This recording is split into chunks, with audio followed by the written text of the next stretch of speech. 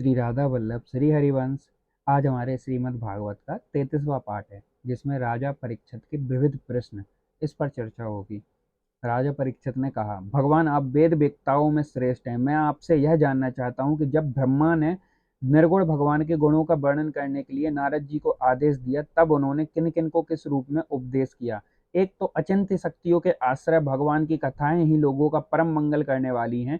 दूसरे देवर्षि नारद का सबको भागवत दर्शन कराने का स्वभाव है। अवश्य ही आप उनकी बातें मुझे सुनाएंगे। महाभाग्यवान श्री सुखदेव जी, आप मुझे ऐसा उपदेश कीजिए कि मैं अपने आसक्ति रहित मन को सर्वात्मा भगवान श्री कृष्ण में तन्मय करके अपना शरीर छोड़ सकूं। जो लोग उनकी लीलाओं का श्रद्धा के साथ नित्य श्रवण और कथन करते हैं, उनके हृदय में थोड़े ही समय में भगवान प्रकट हो जाते हैं। श्री कृष्ण के कान के छिद्रों के द्वारा अपने भक्तों के भावमय हृदय कमल पर जाकर बैठ जाते हैं, और जैसे शरद ऋतु जल का गंधलापन मिटा देती है, वैसे ही वे भक्तों के मनोमल का नाश कर देते हैं।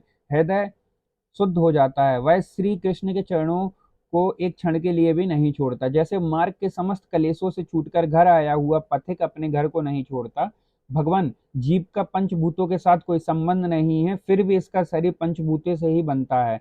तो क्या स्वभाव से ही ऐसा होता है अथवा किसी कारणवश?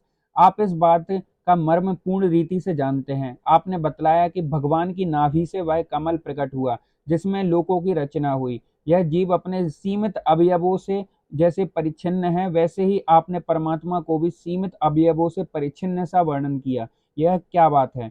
जिनकी कृपा से सर्वभूतमय ब्रह्मा जी प्राणियों की सृष्टि करते हैं, जिनके नाभि कमल से पैदा होने पर भी जिनकी कृपा से ही ये उनके रूप का दर्शन कर सकते हैं, वे संसार की स्थिति उत्पत्ति और प्रलय के हेतु सर्वांतर्यामी और माया के स्वामी परम पुरुष परमात्मा अपनी माया का त्याग करके किसके किस रूप में शयन करते हैं। पहले आपने बतलाया था कि विराट पुरुष के अंगों से लोक और लोकपालों की रचना हुई, और यह भी बतलाया कि लोक और लोकपालों के रूप में उसके अंगों की कल्पना हुई। इन दोनों बातों का तात्पर्य क्या है? महाकल्प और उनके अंतर्गत आवांतर कल्प कितने हैं? भूत भविष्य और वर्तमान काल का अनुमान किस प्रकार किया जाता है? क्या स्थूल देहाभिमानी जीवों की आयु भी बंधी हुई है? ब्राह्मण श्रेष्ठ काल की सूक्ष्म गति त्रुटि आदि और स्थूल गति वर्ष आदि किस प्रकार से जानी जाती है? विविध कर्मों से जीवों की कितनी और कैसी गतियां होती हैं? देव मनुष्य आदि योनियां सत्व रज तम, इन तीनों गुणों के फलस्वरूप ही एक प्राप्त होती हैं। उनको चाहने वाले जीवों में से कौन कौन किस किस योनि को प्राप्त करने के लिए किस प्रकार से कौन कौन से कर्म स्वीकार करते हैं? पृथ्वी पाताल दिशा आकाश ग्रह नक्षत्र पर्वत नदी समुद्र द्वीप और उनमें रहने वाले जीवों की उत्पत्ति कैसे होती है? ब्रह्मांड का परिमाण भीतर और बाहर दोनों प्रकार से बतलाइए। साथ ही महापुरुषों के चरित्र वर्णाश्रम के भेद और उनके धर्म का निरूपण कीजिए। युगों के भेद उनके परिमाण और उनके अलग अलग धर्म तथा भगवान के विभिन्न अवतारों के परम आश्रय में चरित्र भी बतलाइए। मनुष्यों के साधारण और विशेष धर्म कौन कौन से हैं? विभिन्न व्यवसाय वाले लोगों के लिए राजर्षियों के और विपत्तियों में पड़े हुए लोगों के धर्म का भी उपदेश कीजिए। तत्वों की संख्या कितनी है? उनके स्वरूप और लक्षण क्या हैं? भगवान की आराधना की और अध्यात्म योग की विधि क्या है? योगेश्वरों को क्या क्या ऐश्वर्य प्राप्त होते हैं और तथा अंत में उन्हें कौन सी गति मिलती है? योगियों का लिंग शरीर किस प्रकार भंग होता है? भेद उपवेद धर्मशास्त्र इतिहास और पुराणों का स्वरूप एवं तात्पर्य क्या है?